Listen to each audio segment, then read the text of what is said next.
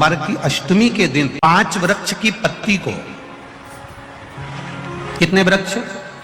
बस 5 वृक्ष की पत्ती और एक श्वेत पुष्प, सफेद कलर का पुष्प अशोक सुंदरी वाली जगह पर लगाकर देवाधिदेव महादेव जो चढ़ा देता है, बस निर्मलेश्वर महादेव का नाम लेकर जब चढ़ाया तो कार्य सफलता की ओर अग्रणी हो। वो निर्मलेश्वर महादेव।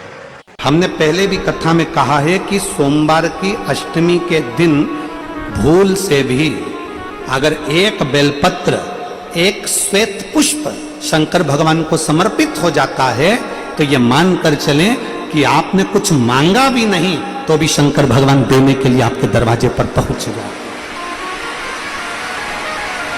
भूलवश सोमवार की अष्टमी के दिन अगर भूलवश भी अगर हमारे हाथ से एक बेलपत्र, एक पुष्प शिव को समर्पित हो जाए तो समझ लो कि कहीं शंकर की उदारता, कहीं शिव की कृपा। सोमवार की अष्टमी के दिन 7 चुल्लू जल या तुम्हारे हाथ में जो लोटा होता है पानी का, उस जल को जब डालते हैं 7 बार धीरे धीरे धीरे धीरे उत्तर की ओर मुख कर कर, दक्षिण में बैठकर उत्तर की ओर मुख कर कर जब 7 बार जल दिया जाता है, दल चढ़ाया जाता है, 7 वृक्ष की पत्तियों को तोड़कर शिव जी को चढ़ाया जाता है। कितना भी कष्ट का समय चल रहा हो, वो कष्ट का समय कट ही जाता है और कुछ अच्छी खबर मिलती जरूर है, कुछ अच्छा मिलता जरूर है। किस नारी का सम्मान सबसे ज्यादा होता है? कहा जो दूसरे के लिए समर्पित है। अर्थात कोई आ गया भूखा, भोजन करा दिया, प्यासा आया पानी पिला दिया, बहन बेटी आ गई उनका आदर कर दिया, सम्मान कर दिया, सत्कार कर दिया, कुछ मिलता है। घर में अगर कोई व्यक्ति बीमार पड़ा है, घुटने दुख रहे हो, कमर दुख रही हो, पीठ दुख रही हो, कंधा दुख रहा हो, सिर दुखता रहता हो, आंखों में जलन रहती हो, कोई भी तकलीफ रहती हो, तो सीधी सीधी शिव पुराण कहती है सोमवार के दिन की अष्टमी। कौन से दिन की? सोमवार के दिन अगर अष्टमी पड़ जाए, अष्टमी तिथि, तो 14 दाने चने की दाल के लेकर सोमवार की अष्टमी के दिन उस व्यक्ति पे से 14 बार उतारकर शंकर जी का नाम लेकर शंकर जी के मंदिर में शिव जी पे चढ़ा दो। उस व्यक्ति को शारीरिक कष्ट। सोमवार की अष्टमी के दिन भगवान शंकर को बेलपत्र समर्पित जरूर करना चाहिए, वो भी शाम के समय पर। आप लोग तो जानते होंगे शंकर को बेलपत्र चढ़ाने से किस किस चीज की प्राप्ति होती है, किस किस चीज की प्राप्ति? शिव महापुराण की कथा कहती है एक बेलपत्र यदि शिव को समर्पित करा जाता है तो रिद्धि तुम्हारे घर में प्रवेश कर जाती है। दूसरा बेलपत्र जब हम समर्पित करते हैं तो सिद्धि तुम्हारे घर में प्रवेश कर जाती है। तीसरा बेलपत्र यदि हम समर्पित करते हैं तो श्री गणेश हमारे घर में प्रवेश कर जाते हैं।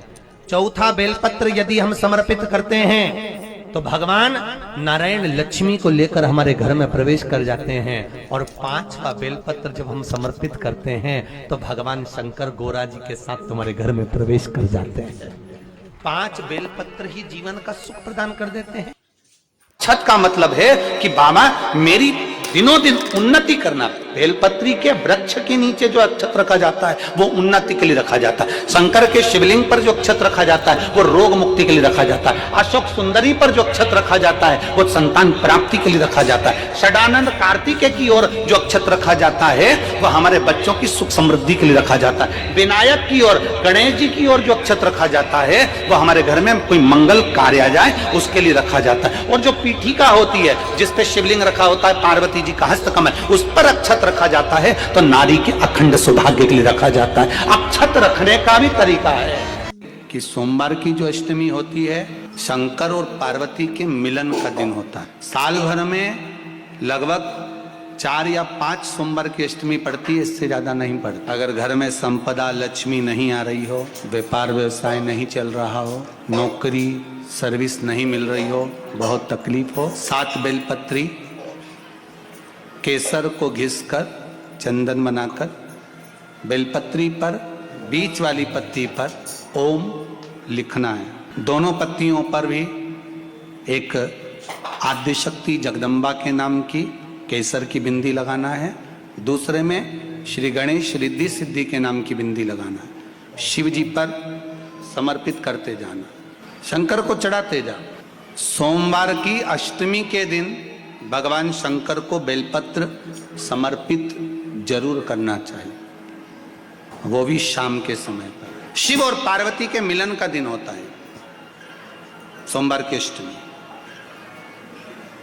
इसमें मां जगतजननी जगदम्बा अपनी 64 योगिनियों को लेकर शंकर भगवान के सामने नृत्य करती हैं जब सोमवार की अष्टमी पर। जैसे शिवरात्रि का महत्व होता है उसी तरह सोमवार की अष्टमी का महत्व होता है। जब 64 योगिनियां माता शंकर भगवान के सामने नृत्य करती हैं तब भगवान शिव उठकर खड़े होकर उन 64 योगिनियों को अपने हस्त कमल पर धारण करते हैं, और हस्त कमल पर धारण करते हैं तब उन 64 योगिनियों को लक्ष्मियां प्रदान करती हैं। लक्ष्मियों को, लक्ष्मी माता को वो 64 योगिनियां दी जाती हैं। लक्ष्मी मैया उन 64 योगिनियों को भगवान विष्णु के पास लेकर जाती हैं। भगवान नारायण उन 64 योगिनियों को ब्रह्मदेव के पास लेकर जाते हैं। उन 64 योगिनियों को ब्रह्मा जी ब्रह्माणी को प्रदान करते हैं। ब्रह्माणी उस 64 योगिनियों को ले जाकर माँ जगतजननी आद्यशक्ति को देती हैं। आद्यशक्ति उन 64 योगिनियों को ले जाकर शिव को समर्पित करती हैं। शंकर भगवान की कथा कहती है सोमवार की अष्टमी पड़ने वाले दिन अगर बेलपत्र पर केसर का भाग लगाकर ओम लिखकर केसर का ही तिलक लगाकर माँ आद्यशक्ति गणेश जी रिद्धि सिद्धि के नाम से 7 बेलपत्र शिव को समर्पित कर कर लाल वस्त्र में उसको बांधकर, जिसका व्यापार व्यवसाय या नौकरी सर्विस नहीं हो, बहुत कष्ट चल रहा हो, बहुत जिंदगी में दुख चल रहा हो, उसको 2-1 महीना रख कर देखो, बाबा लाइन लगा देगा आपकी संपदा की ओर, आपका हाथ पकड़ देगा। सोमवार की अष्टमी शिव को रिझाने की होती है, भगवान शंकर को मनाने के लिए, शिव को प्राप्त करने का एक साधन।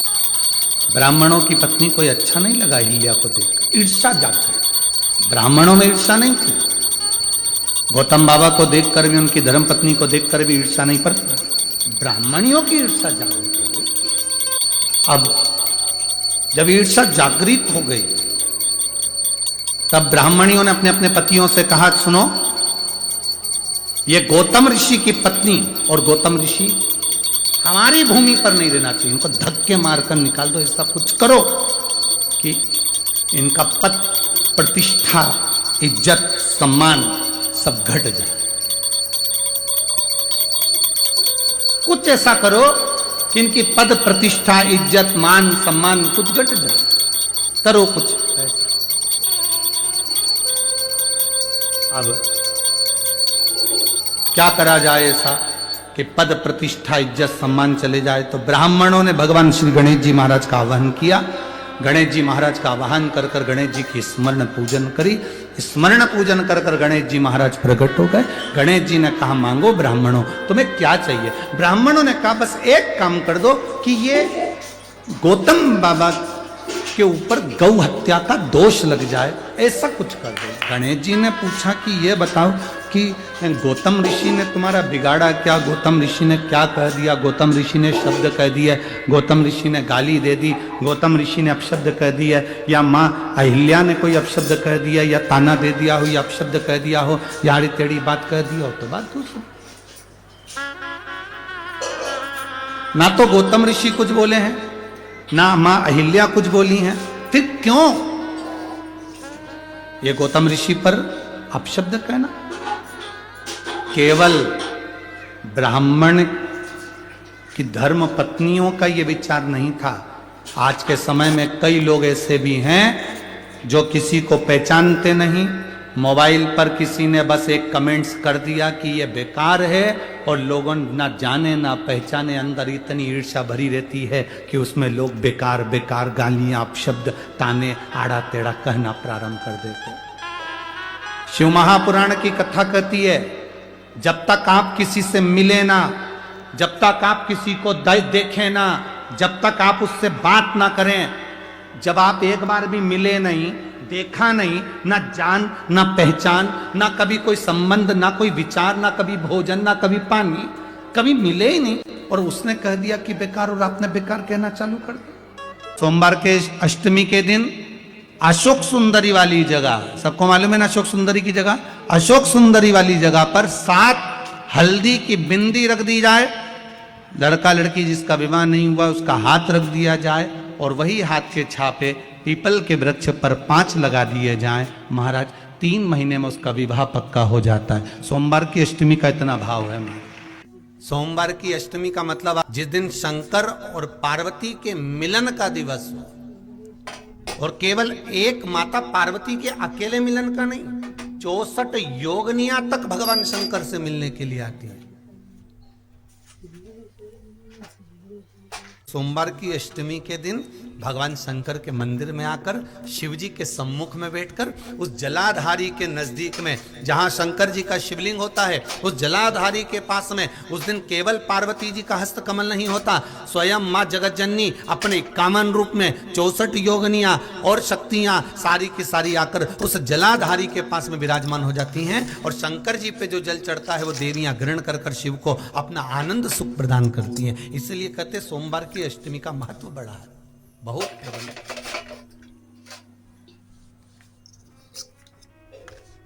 अभी तो कहेंगे 1 लोटा पानी चढ़ाने से पीछे मत हटना। सोमवार की अष्टमी के दिन शंकर के मंदिर जरूर जाना, बेलपत्र जरूर चढ़ाना, बाबा से विनय जरूर करना, निवेदन करना, बाबा को पूजन करना, घी का दीप लगाना और बाबा से विनय करना, बाबा मेरी ये मनोकामना है, मैं तो आपके चरणों में समर्पित करने के लिए आया, मेरी ये विनती को स्वीकार कर लो।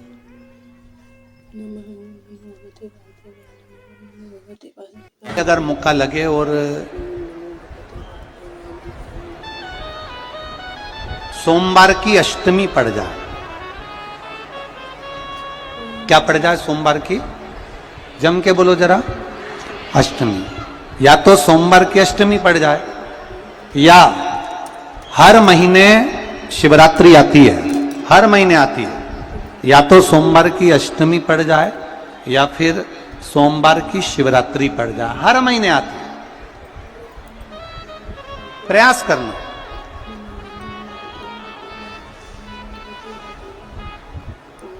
कहीं से देसी गाय का दूध मिल जाए, थोड़ा सा दूध देसी गाय का मिल जाए, थोड़ा सा दूध,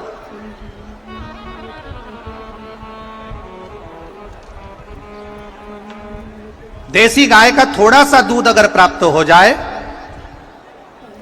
बेलपत्री के पत्ते से दूध कटोरी में लेकर, मात्र बेलपत्री के पत्रे से एक एक बूंद, अगर दूध आप एक बूंद अगर ज्यादा ना मिला हो, 1 चम्मच भी अगर आपको दूध देसी गाय का मिल गया हो, और सोमवार की अष्टमी पड़ जाए या सोमवार की, जम के बोलो, शिवरात्रि पड़ जाए, उसमें केवल अगर देसी गाय का दूध मिल जाए, जर्सी गाय का नहीं हो, देसी गाय का अगर दूध मिल जाए, बेलपत्री के पत्ते से, तुम्हारे घर के अंदर अगर शिवलिंग है या मंदिर में शिवलिंग है या तुम्हारे नजदीक में कोई शिवलिंग है, उस पर बूंद बूंद, एक एक बूंद अगर शिवलिंग पर दूध समर्पित कर रहे हो, श्री शिवाय नमस्तुभ्यम, नमः शिवाय, या षडाक्षर मंत्र ओम नमः शिवाय, या 33 अक्षर का मंत्र महामृत्युंजय मंत्र, इसका स्मरण कर कर शिव जी पर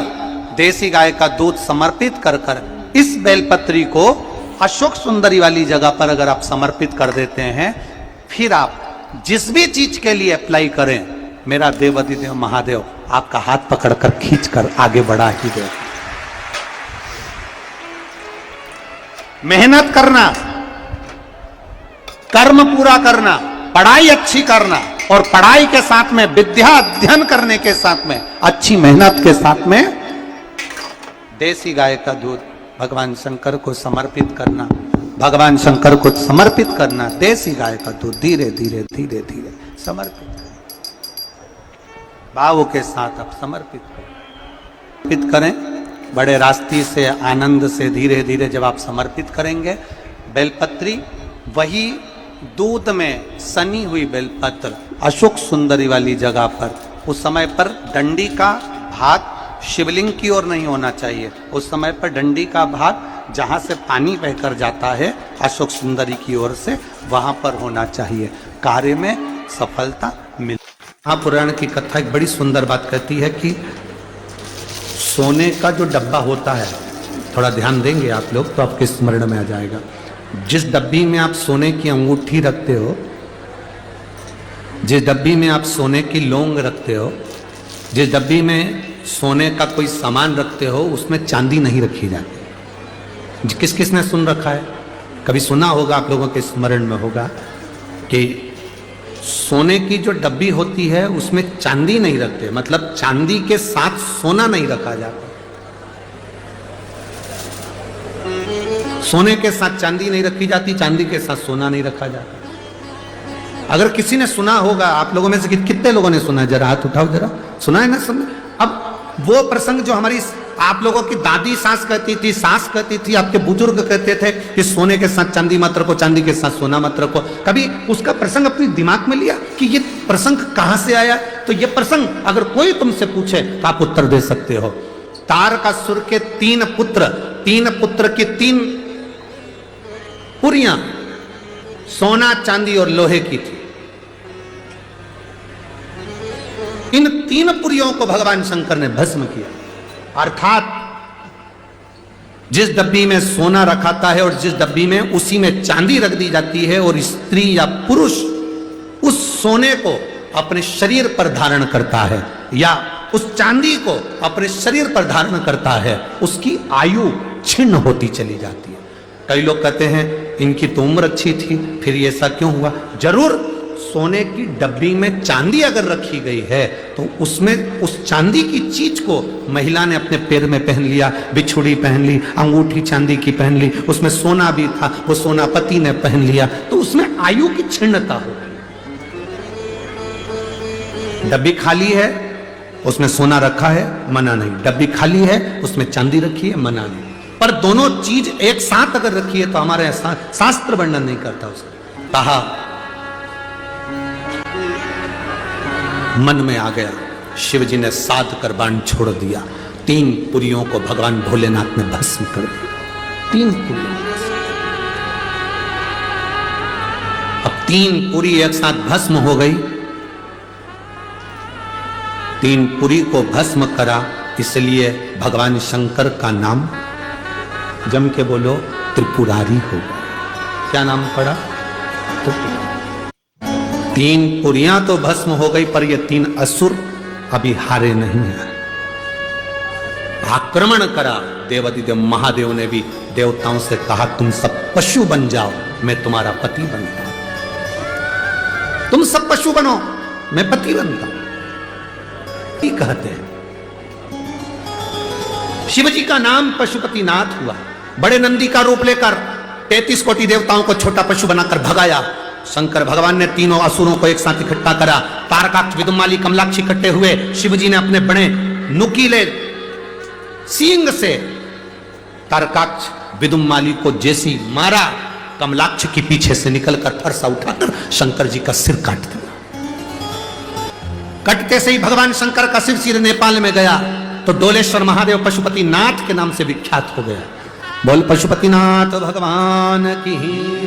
सोचा ये आज नहीं मरे तो फिर नहीं मरेंगे। शंकर भगवान तुरंत अपने असली स्वरूप में आए, त्रिशूल उठाया, तारकाक्ष, विदुमाली और कमलाक्ष को पीछे से भगवान शंकर ने मार दिया। तीनों जय जयकार हो गई। शंकर भगवान ने तारकासुर के 3 पुत्रों को मारते समय शिव जी के 2 नाम प्रकट हो गए, एक त्रिपुरारी और दूसरा पशुपति। एक त्रिपुरारी नाम हुआ, एक पशुपतिनाथ नाम हुआ। देवता प्रसन्नचित्त हो गए, आनंदित हो गए। ये 4 जगह ऐसी है जहां पर यदि आपका अपमान हो जाए तो समझ लेना कि भगवान की कृपा हुई। 4 जगह शिव महापुराण की कथा में तारकासुर के 3 बेटे तारकाक्ष, विदुमाली और कमलाक्ष की कथा कर रही है। शिव महापुराण की कथा कर रही है। शिव महापुराण की कथा जो वेदव्यास जी ने वर्णन करी है, 4 स्थान ऐसे हैं जहां पर यदि आपका अपमान हो जाए तो समझ लेना कि भगवान ने तुम पर कृपा करी है। 4 स्थान। पहले नंबर का, माता, घर की माँ अगर तुम्हारा अपमान कर दे, अपशब्द कह दे, ताने दे दे, गाली दे दे, आड़ा टेढ़ा बोलकर तुम्हारा अपमान कर दे, तो समझ लेना कुछ परमात्मा की कृपा हुई है, तेरा भाग्य चमकने वाला।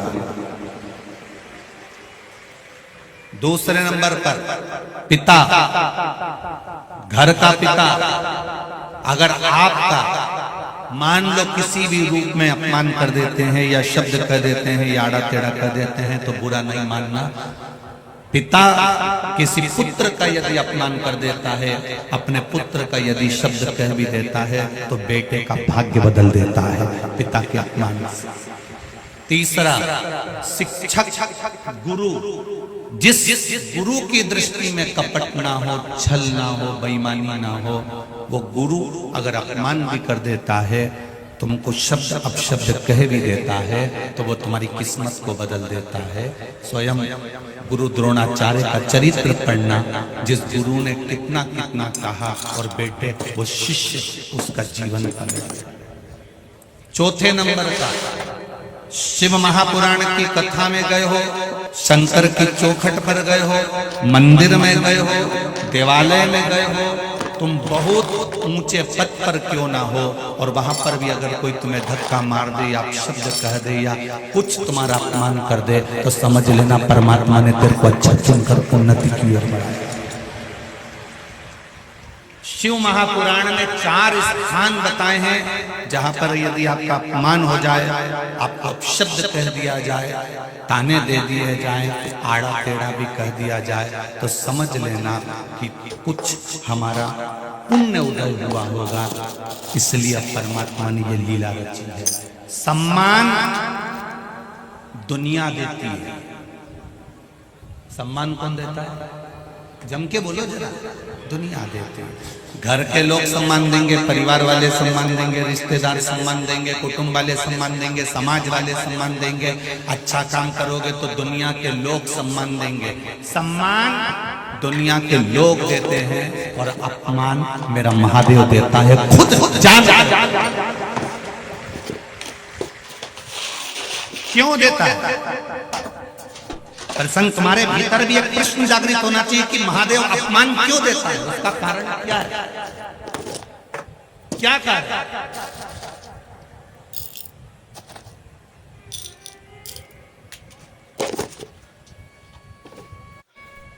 महादेव पार्वती जी से कहते हैं, पार्वती अगर मेरा अपमान नहीं हुआ होता तो मैं भी 33 कोटि देवताओं की गिनती में बैठा होता।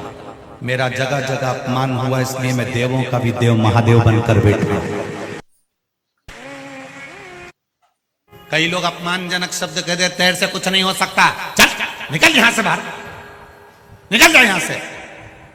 बड़ा आया दर्शन करने बैठ गया, बड़ा आया कथा सुनने बैठ गया, बड़ा आया यहां आकर बैठ गया, निकल बाहर।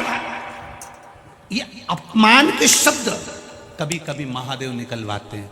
क्यों निकलवाते हैं? जब तेरे भीतर इस अपमान से थोड़ी सी भी ज्वाला जगेगी तो तुझे लगेगा कि अब एक बार मैं भी शिव पुराण की कथा करवाऊंगा, एक बार मैं भी शंकर के मंदिर जाऊंगा।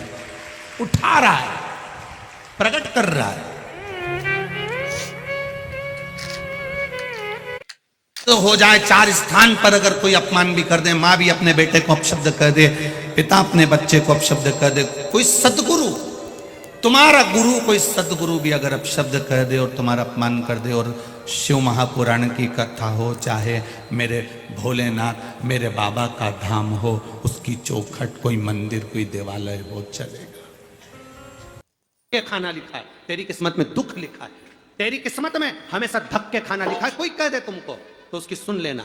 और आखिरी में केवल बेलपत्री का ये बीच वाले भाग पर गौ माता, अगर देसी गाय अगर कहीं हो, उसका अगर दूध सुबह का समय का मिल जाए, शाम का दूध नहीं, सुबह का यदि दूध मिल जाए, इस बेलपत्री के मध्य भाग में, आप लोग आस्था चैनल पर आप इस पत्ती, बीच की पत्ती के मध्य भाग में थोड़ा सा दूध लगाकर, नीचे के भाग में भी थोड़ा सा दूध लगाकर, दोनों पत्तियों में गाय का घी लगाकर भगवान शंकर के शिवलिंग पर कभी मौका मिल जाए जिंदगी में एक बार, किसी भी सोमवार की अष्टमी के दिन शिवलिंग पर अगर लगा दिया जाए, जिंदगी में दुख तुम्हारे आसपास भी नहीं भटक सकता, सुख की अनुभूति होगी।